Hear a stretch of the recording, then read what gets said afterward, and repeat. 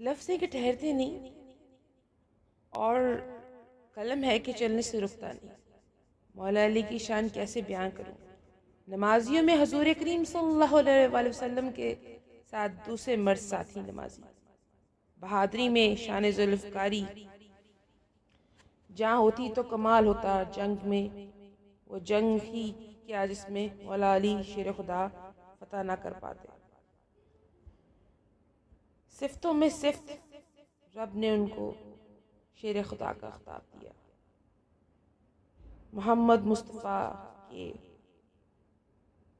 प्यारे लाडले भाई।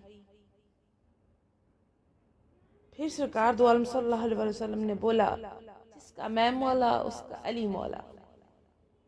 शानों की शान मौला अली मोहम्मद मुस्तफ़ा के लखते जिगर के शौहर इमाम हसन हुसैन बीबी ज़ैनब सलामुल्लाह अलैह के वालिद मोहतरम। शानों की शान वाले मौला अली शेर खुदा। लाखों करोड़ों दुरूद व सलाम मौला अली शेर खुदा।